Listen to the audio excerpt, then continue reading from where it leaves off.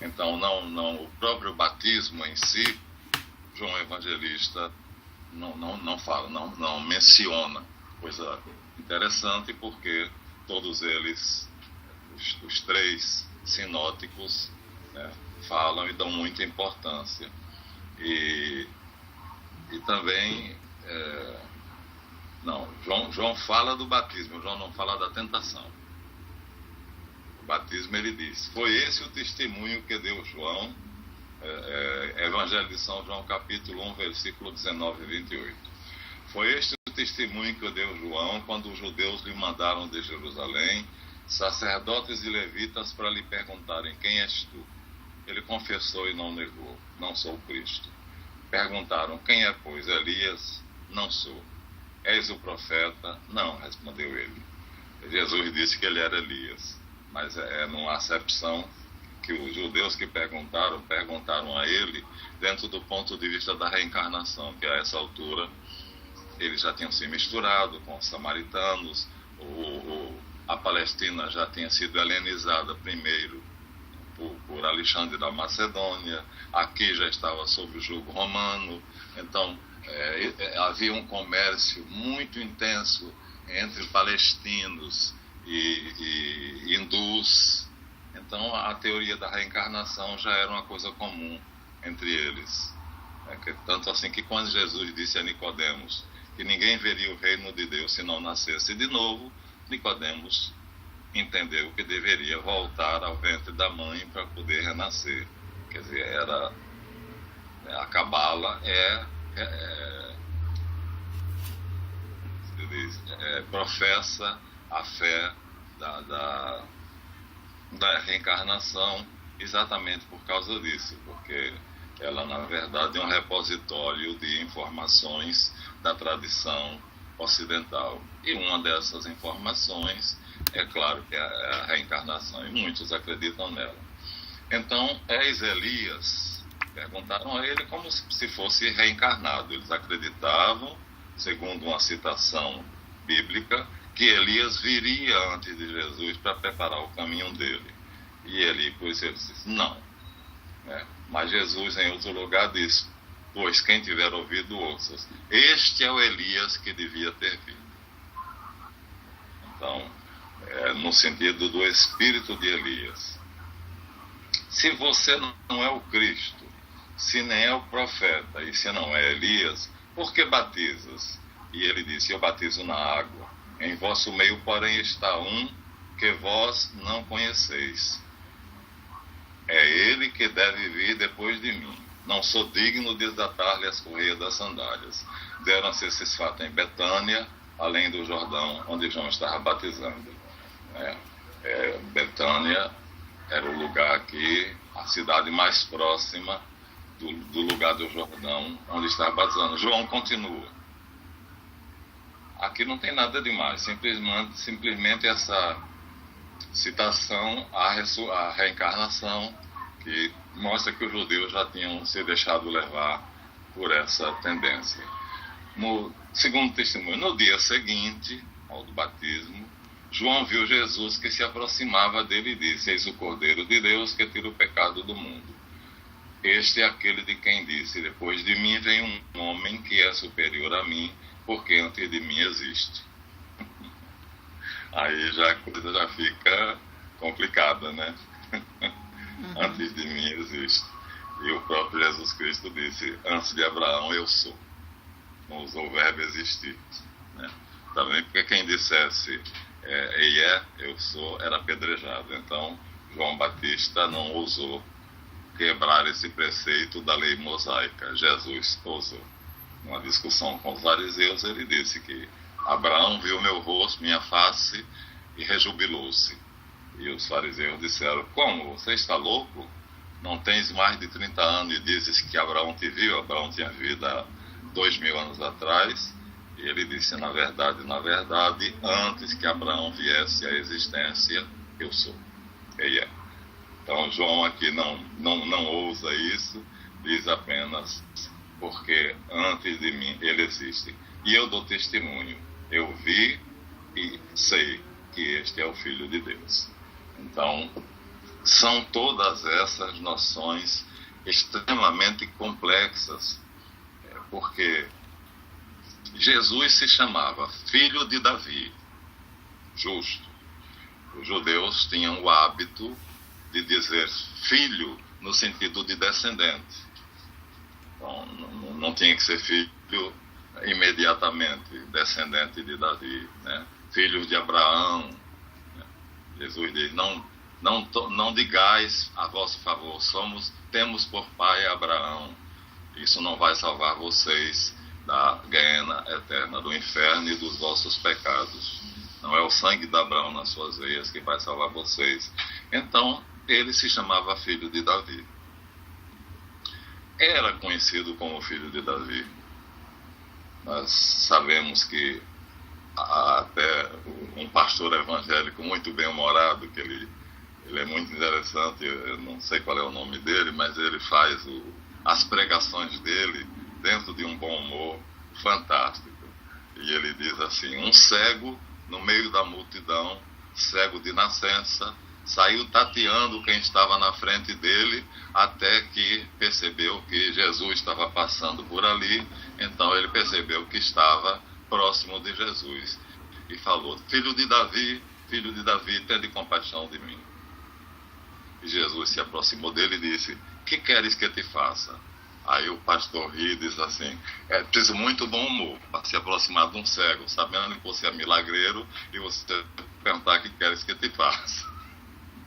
É claro que o cego queria ser curado da cegueira. Jesus era um cara bem humorado pra caramba. É lógico, não precisava ter perguntado. Que eu veja, Senhor. Crês que eu posso fazer isso? Sim, se quiseres. E Jesus disse, eu quero. E o cego passou a ver.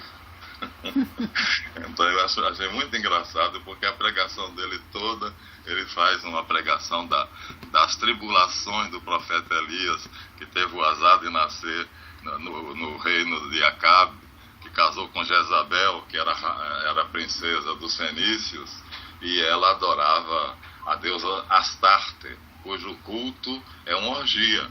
Agora você imagina, um rei que adorava Javé, que tinha uma moralidade altíssima, né?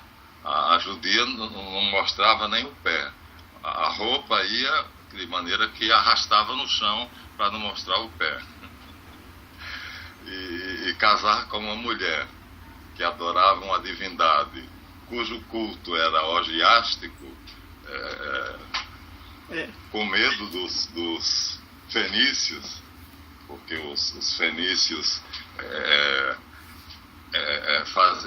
estavam muito fortes nessa época, eram praticamente os únicos que tinham uma armada, né? Navios suficientes para, da Fenícia, cercar Jerusalém, cercar a Palestina e conquistar os judeus. Então, por medo, ele fez esse casamento misto, e o pastor, então, relata o caso. Hoje eu vou contar para vocês o casamento do homem banana com a mulher abacaxi. Aí é assim que ele introduz o assunto. Quer dizer, a plateia dele é animadíssima, porque ele transforma, né, as citações assim. E então, filho de Davi, ele era de fato. Nós temos duas genealogias e ambas mostram que Jesus é descendente de Abraão e descendente de Davi. Chamava-se assim mesmo filho do homem. Era uma alusão a Adão. Porque São Paulo, depois, quando vai nos oferecer o complexo teológico dele, porque no Novo Testamento só tem 3 livros que são altamente místicos e teológicos, né, que são as cartas paulinas, o Evangelho de São João e a carta aos Hebreus. São compêndio de teologia, praticamente a doutrina católica foi toda ela elaborada posteriormente pelos doutores ex-gnósticos como Jerônimo, Agostinho, Leomagno Irineu de Lyon e outros, foi tudo elaborado em cima desses 3 livros, porque são os livros que revelam a doutrina, para quem tem olhos para ver, né? Porque o ignorante vai passar a ler e não vai ver nada. Então, o Filho do Homem, São Paulo diz que, porque só há 2 homens criados por Deus: Adão, que foi o primeiro, criado do barro, da terra, e que pecou, e Jesus, criado no céu, primeiro criado em espírito, e depois que recebeu um corpo terreno pelos processos normais e biológicos, e que não tinha pecado. Foi completamente isento do pecado. Então, Jesus quer fazer uma alusão a Adão, porque São Paulo diz, em Adão todos pecaram, porque quando em Adão estava a semente de toda a humanidade. Então, quando Adão quis saber como seria o universo se não fosse como é, ele tinha o poder de transformar o pensamento dele em realidade. Ele é um poder terrível, né? Uma pessoa que tem um poder desse tem que ter cuidado com o que pensa. E ele bobeou, levado por Eva, e Eva, induzida pela serpente, eles terminaram pensando juntos, né, como é que seria o universo se não fosse como Javé criou. Assim, pronto, no instante, o universo se transformou e o paraíso que Deus tinha criado se transformou nesse vale de lágrimas, nesse cemitério. Aí agora ele perdeu o poder de voltar a consertar, porque como seria se fosse diferente, ele não tinha mais esse poder. Então agora não podia voltar atrás. Então, né, ferrou todo mundo, ferrou com todo mundo. E nós perdemos esse poder, né, o poder da criação. É muito interessante porque o homem primitivo, quando nós falamos sobre as cavernas, né, Dordogne, Lascaux, Altamira, e aqui no Brasil também, em Mato Grosso, Minas Gerais, mostram pinturas rupestres que os cientistas não se debruçaram ainda, a não ser pouquíssimos. Eu, por exemplo, selecionei 3 que se debruçaram sobre esse assunto e que dizem que é impossível que aquelas pinturas tenham sido feitas por homens pré-históricos, quer dizer, que tenham acabado de evoluir dos macacos. Primeiro porque eu só vi depois, Itamar mandou para mim fotos, que o que a gente vê, você pega um livro de arte, abre e você vê reproduções das pinturas. Vendo as reproduções das pinturas, você não sabe de nada, você vê apenas ali um bisão, aqui um cavalo, acolá um alce, mais adiante uma das Vênus, que na verdade eram deusas, não eram Vênus simplesmente porque eram mulheres que eles não se preocupavam, não era com a beleza, exaltavam as características da maternidade. E eu nunca tinha visto, portanto, eu sou professor de arte, fiz um ano de arte no IBA, Instituto de Belas Artes, aqui no Jardim Botânico, com o professor Salgueiro, foi maravilhíssimo, era 3 vezes por semana, e não tinha vestibular, bastava você para matricular-se, mostrar diploma de nível superior. Mostrava seu diploma, e ele é uma fera,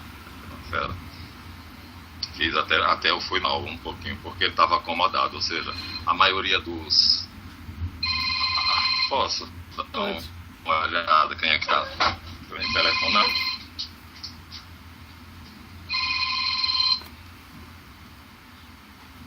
Amiga? Alô, Mary? Eu retorno para você que eu estou dando aula. Tá bom? Por nada. Um beijo.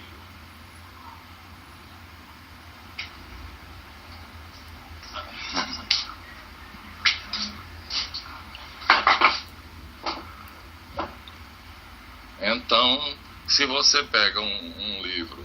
sim, eu dizia que o professor Salgueiro, né? Ele se acomodou.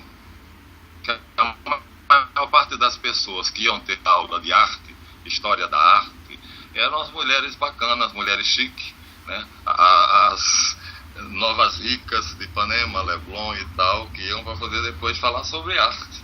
Era chique você falar sobre a Vênus de Milo e dizer quem foi, quando o Leonardo pintou, quanto custou, e super bacana. Então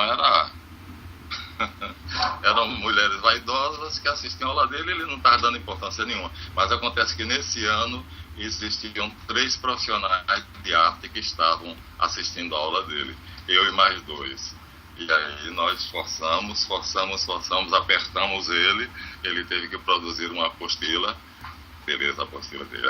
Aí ele, quando ele percebeu que tinha 3 alunos interessados, aí ele se superou. Aí ele mostrou que ele era o cara, por isso que ele estava ali. Foi bom então, né? Foi bom porque nós conseguimos tirar dele o que ele de fato sabia e que ele já estava quase esquecido. Então você olha num livro de arte, você vê a gravura. A gravura só não diz nada. Itamar mandou 5 fotografias ou 6 para mim, que eu botei no livro, começando pela pré-história, que coloquei na Academia Edu, na associação que tem lá 8 livros meus, e o pessoal está lendo. Primeiro era só estrangeiros, agora Austrália, Estados Unidos, Canadá, agora o pessoal do Brasil também está lendo. Tem muito brasileiro que está lendo os meus livros. Quer dizer, o Brasil primeiro, segundo. Ih, meu Deus do céu, cadê os olhos? Ah, tá lá. Oi. Vai assistir a aula? Alô? Ele vai assistir a aula. Tchau.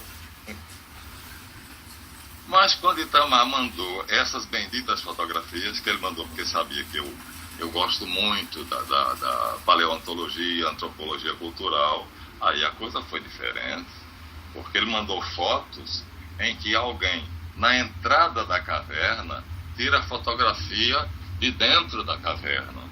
Então os especialistas estão lá dentro estudando, e agora com iluminação própria, tem holofotes no chão que iluminam as paredes, o teto, para mostrar as pinturas, né?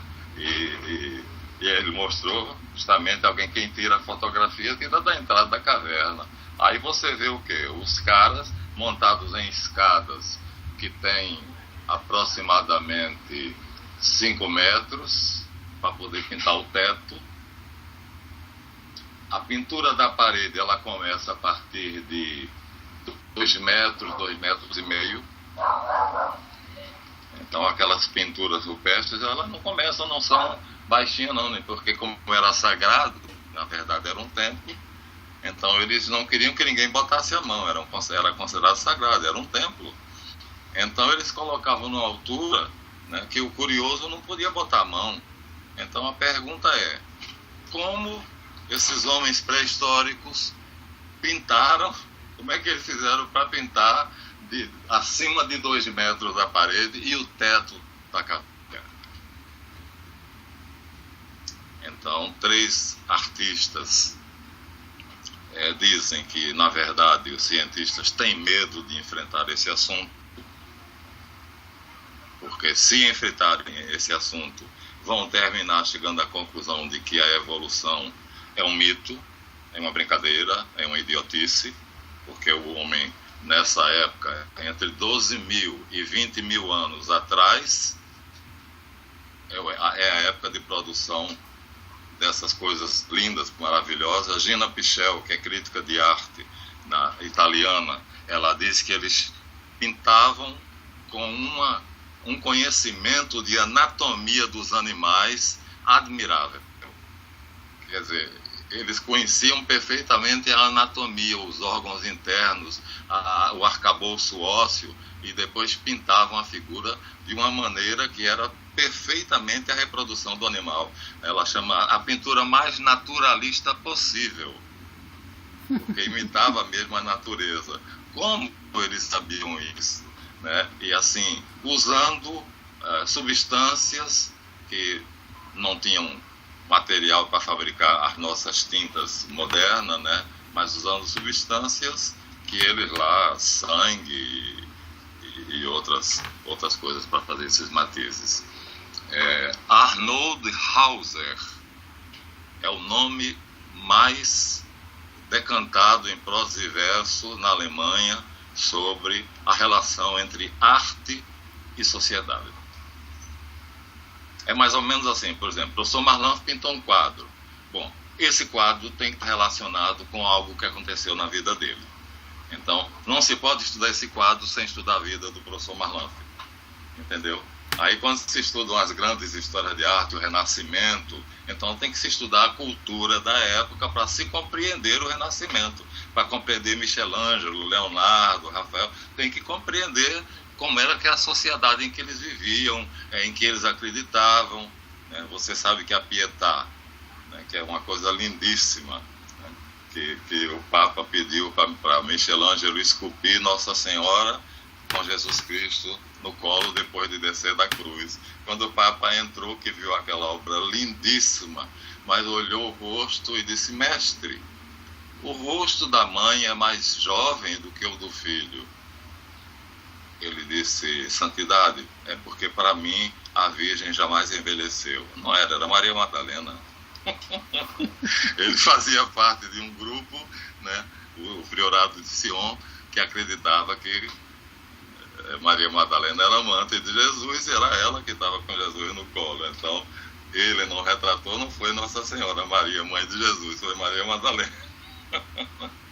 Então, assim a gente vai chegando. E Hauser, ele diz claramente, em um parágrafo muito longo, que eles tinham noções do pensamento abstrato que o homem moderno praticamente não tem, porque quando faltava caça nos bosques, nas savanas, rareou os bisões, não tem boi, não tem alce nem veados, então não tem como caçar.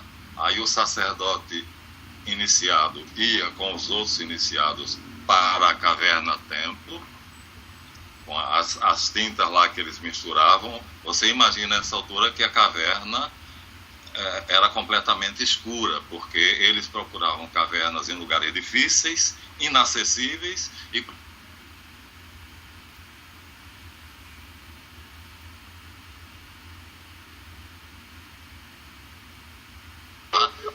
que eram tochas, mas que sejam tochas. Agora, para fazer o serviço primoroso e os detalhes do pelo dos bisões, do pelo do animal, né? A variação do pelo do animal quando o sol pegava no animal, as reverberações que a luz solar produzia no pelo do animal. Gina Pichel diz assim: os nossos artistas de época nenhuma conseguiram fazer algo igual.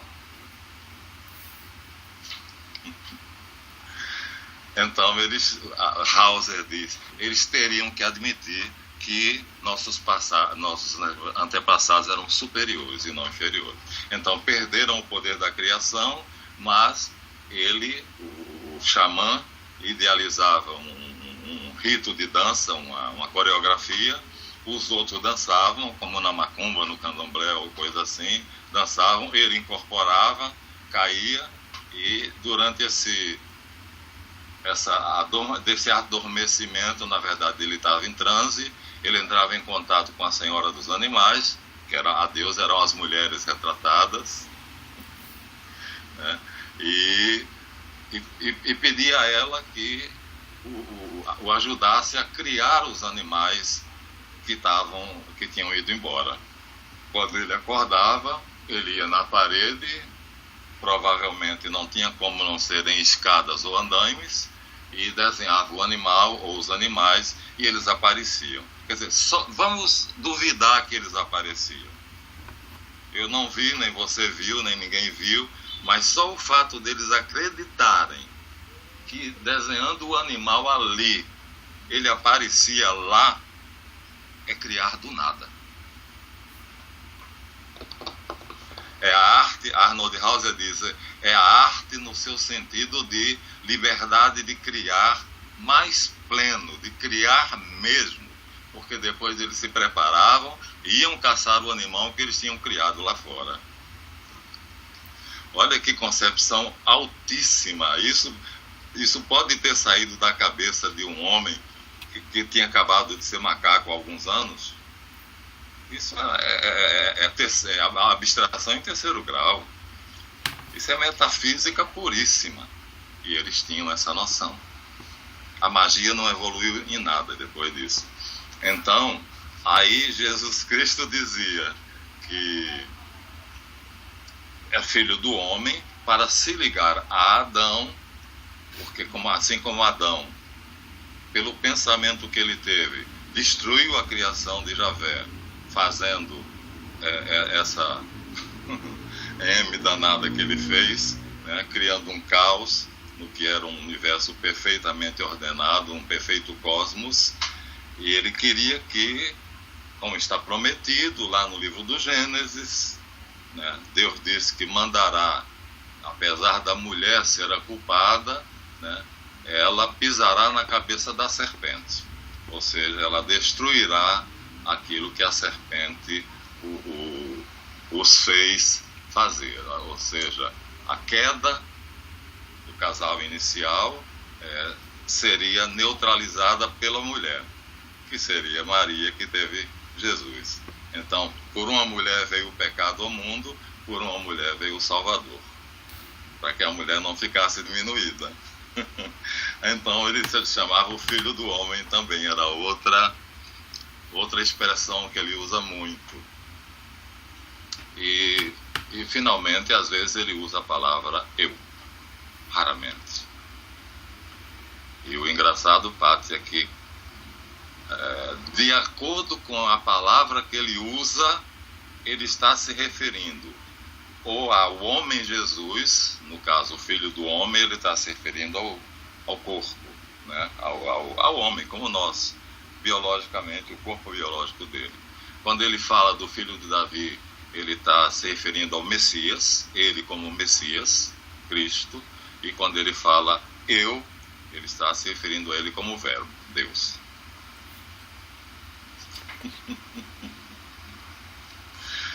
E você nota, isso foi os alemães são danados, tanto para contraditar quanto para descobrir. Foi descoberta das escolas teológicas alemãs. Porque ele usa 3 tipos de tratamento para ele. Primeiro, que ele se trata sempre como na terceira pessoa, né? Quase sempre. Dificilmente ele usa eu, né? Então, quando o sumo sacerdote esbofeteia ele e diz: eu te conjuro em nome de Deus Altíssimo, tu és o Filho do Bendito, ele diz: ego-me, eu sou. Mas eu sou, aí pesado, né? Eu sou Deus. Eu não sou o filho de Deus, eu sou Deus. Você acabou de esbofetear Deus, seu ignorante. Então, que coisa linda, né? Que nós vemos assim, como é que a riqueza dos evangelhos. E João é quem vai explorar isso mais ainda. É ele que vai tentar desvelar, né, a figura carnal de Jesus e mostrar, velado sob as formas de pecador, o que é que está ali. Então, este é o Filho de Deus, né? Então, ele fica claro aqui que é o Filho de Deus. Mas todos não somos filhos de Deus? Não. Somos criaturas, né? Deus fez a criação. Aliás, há teólogos hoje que já afirmam que quem fez a criação foi Jesus na sua existência pré-terrestre, ou seja, no céu junto com o Pai, o Filho e o Espírito Santo. Ele Beresh bara Elohim et hashamayim vet haaretz. Quer dizer, no começo Elohim fez o céu e a terra. Então seria o próprio Jesus, Elohim. Não seria Eier, não seria a essência divina que fez, mas o Elohim, um Deus. Não Deus no sentido mais profundo e essencial, mas um Deus, um ser divino, seria Jesus. E João diz claramente: no princípio é o Verbo, e o Verbo estava com Deus, e o Verbo é Deus. Tudo foi feito por ele, e nada do que existe veio à existência sem ser por seu intermédio. Nele está a vida, e a vida é a luz dos homens, e a luz resplandece nas trevas, porém as trevas não o reconheceram. tudo foi feito por meio dele e nada veio à existência sem ser por seu intermédio. Ele é o nosso Criador. Então, quando nós dizemos creio em Deus Pai Todo-Poderoso, Criador do céu e da terra, nós estamos dizendo assim: o autor remoto da criação, porque é a fonte de todo poder, é Ié, né? É o Aim, é Deus em si, aquele que ninguém jamais conheceu, como Jesus Cristo disse, ninguém jamais viu a Deus. O Filho que está no seio do Pai, esse o deu a conhecer, né? Então, ninguém conhece o Pai a não ser o Filho e aquele a quem o Filho quiser revelar. Então, na verdade, como todo poder sai de Deus, então é próprio dizer que Deus é o autor intelectual e o planejador da criação. Mas o executor, o mestre de obra, é Jesus.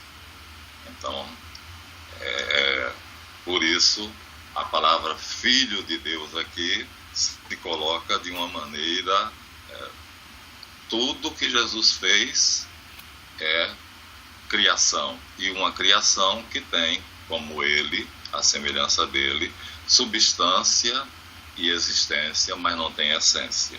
Quer dizer, só quem tem essência é Deus. Só Deus é essencial.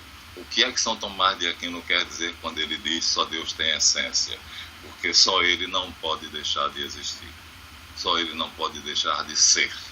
Ele é o ser absoluto. Ele não pode deixar de ser.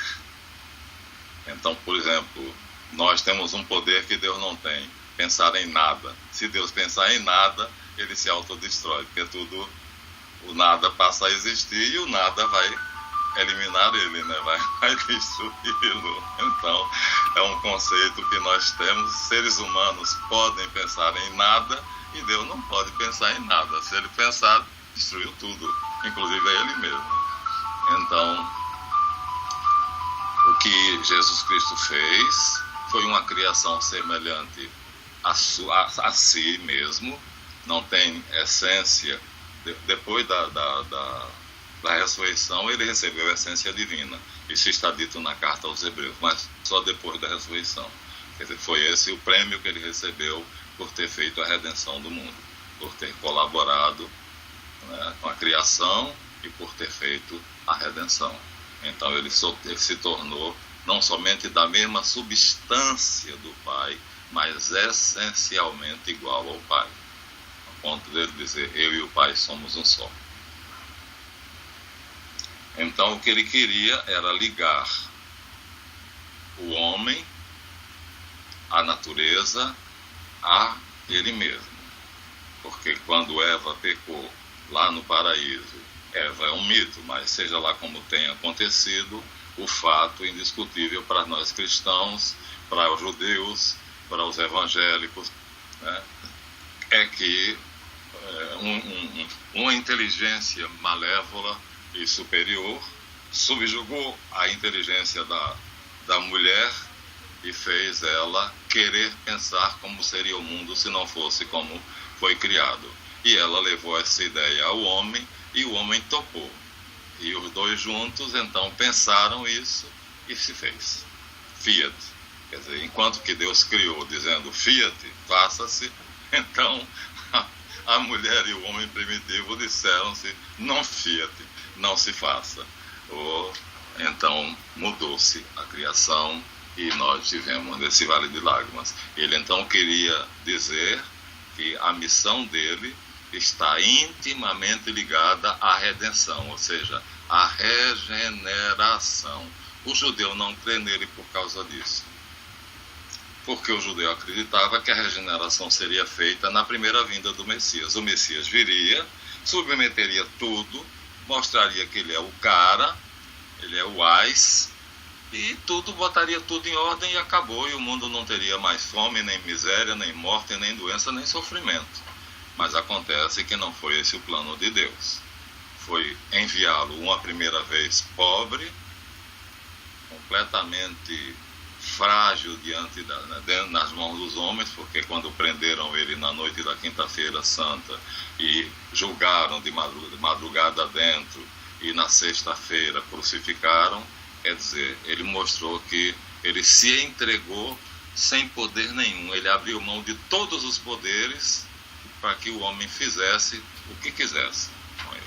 Ele se submeteu à vontade do ser humano, a toda a maldade de que o ser humano era capaz. E um cirurgião, examinando o sudário, diz: nunca um homem foi morto depois de tão cruelmente torturado. Eu vi a exposição do sudário 2 vezes, aqui em São João, no shopping. Uma coisa belíssima. As relíquias daquela época que foram coletadas para fazer uma exposição do que era, do que foi mais ou menos a crucificação de Jesus Cristo, e uma cópia do sudário de Turim. Então ele ia dizer assim, quer dizer, eu sou a prova, eu vim para testemunhar que a promessa de Deus de que tudo será restaurado vai ser cumprida. Mas não será nessa minha vinda, será numa segunda vinda.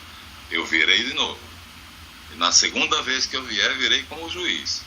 Todos verão, todo olho verá, mesmo aqueles que o traspassaram. Isso complica pra caramba, porque a Terra é redonda. Então nós estamos, vamos dizer, em cima, aqui na América do Sul. E os chineses estão embaixo, do lado de lá. Então, como é que todos poderão vê-lo? Não dá para saber. Mas para Deus nada é impossível.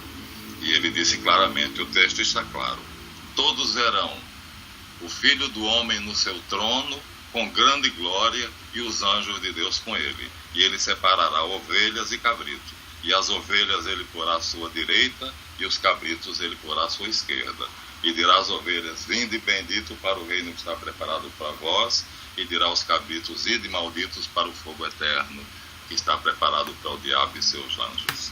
Então, é nessa vinda que ele vai acabar com tudo. E não haverá mais, aí o Apocalipse tem todo o detalhe, né? Mas é um detalhe feito de uma forma tão mística, tão alegórica. Os livros apocalípticos, eles primam pela figura, pelo simbolismo. Então, por exemplo, João, na ilha de Patmos, não conhecia o que era um avião. Então imagina se ele visse uma esquadrilha de aviões pelo céu, ele ia achar que eram gafanhotos, vamos dizer assim. Então ele descreve como se fosse uma nuvem de gafanhotos voando e devorando a terra. Na verdade, seriam aviões, digamos assim. Então o que ele não conhecia, não sabia o nome ali. E isso dificulta a gente ler o Apocalipse, porque ele está falando com as palavras daquilo que ele conhecia, de uma realidade que, segundo Nostradamus, era o ano 3623. Ainda temos bastante tempo. Mas Nostradamus profetizou que a vinda dele seria nessa época. Por volta disso. Como ele nunca errou em nenhuma profecia, então o homem terá bastante tempo, né? E aí virá com poder e grande glória julgar os vivos e os mortos, e a terra devolverá o que comeu, e o mar devolverá o que engoliu, e todos serão recobertos e virão para diante do Filho do Homem. Agora, quer dizer, a redenção. O homem, Adão, pecador, agora se torna o Filho do Homem, né, poderoso que nem Deus, agindo como Deus. Está feita a obra que Deus prometeu, né? Está restaurada a criação original, e muito melhor, né? Porque Adão não via a face de Deus, e apenas sabia que ele estava ali, mas não via. E aí nós veremos. Então será um estado superior. E aí ele mostra. Aí, a primeira vez eu vim e me coloquei nas mãos de vocês. Agora, da segunda vez, vocês estarão nas minhas mãos.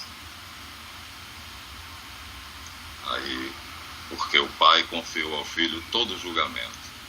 Na verdade, ele disse: se bem que o Filho a ninguém julgue, né? Cada um será julgado pela lei.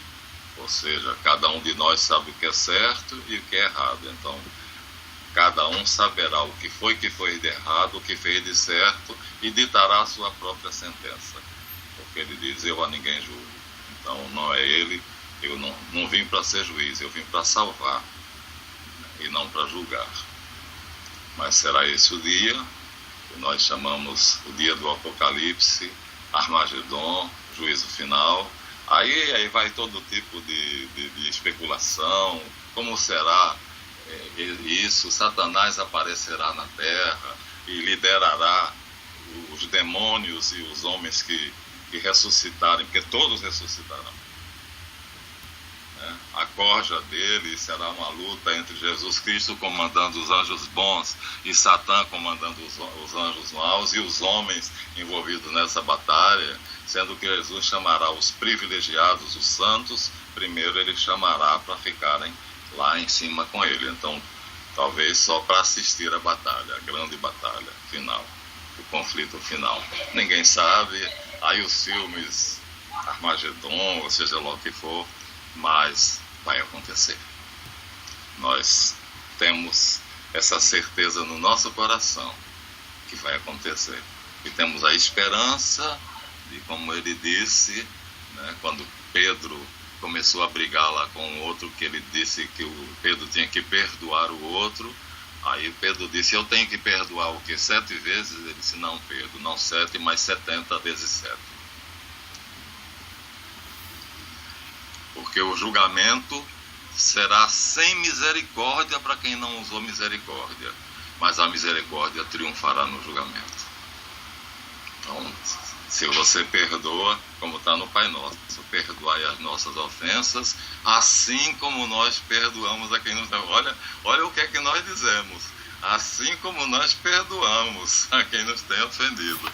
Então, é isso que a gente tem que ter em mente, né? Perdoai para seres perdoados, porque com a mesma medida com que medirdes, sereis medidos, né? E o perdão triunfará do julgamento. Então a grande arma do ser humano será ser misericordioso. Bem-aventurados os misericordiosos, porque alcançarão misericórdia.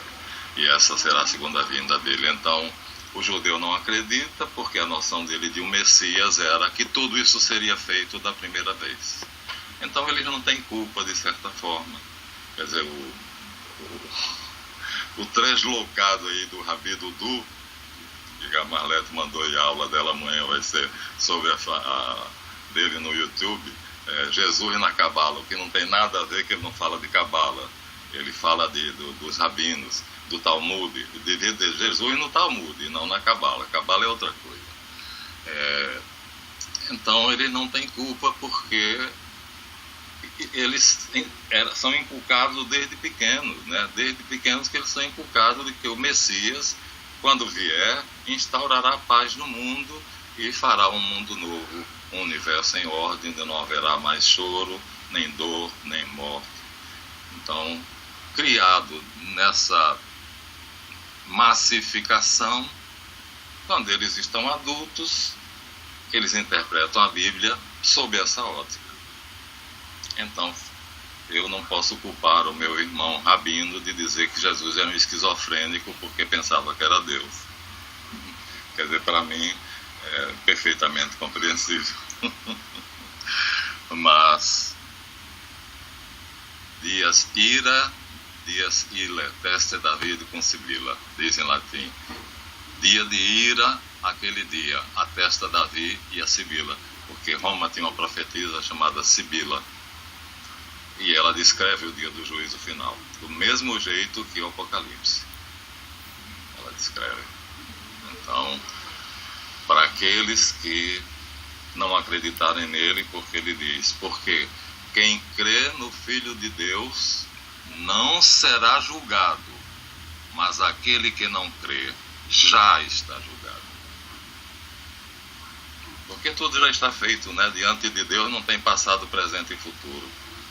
Quando ele pendeu a cabeça e disse, consumatum est, está tudo feito, ele disse o que só os físicos quânticos agora entendem.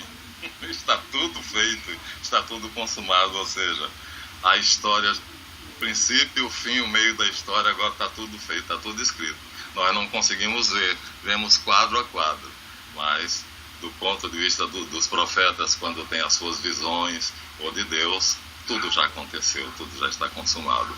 E nós estaremos lá à direita dele, entre os eleitos, entoando hinos e cantos, e como eu te disse, né, como se fôssemos um casal apaixonado um pelo outro, um nos braços dos outros, né, num abraço de amor, né, num orgasmo que dura a eternidade, cada vez que ele é coroado pelo Pai, que sai a irisação da energia dele e toca a gente. Nós sentimos aquilo que é. Qualquer ser humano tem a experiência, o orgasmo. Ele comparou o prazer de estar vendo ele sendo glorificado pelo Pai, sendo amado pelo Pai e exalando aquela irisação de amor com um casal apaixonado se amando. Pela eternidade. Cada vez mais, cada vez mais, cada vez mais. E com o corpo, né? Teremos de volta esse corpo. Não será nossa alma, não. Ressuscitados. Com corpo, alma e espírito. Ressuscitados. Maravilhoso, nossa fé, maravilhoso. Assim que ele disse, assim será feito. Ao Pai, ao Filho e ao Espírito Santo, glória eternamente. Amém. Mais uma vez, muito obrigado pelo seu belíssimo trabalho. Foi enternecedor.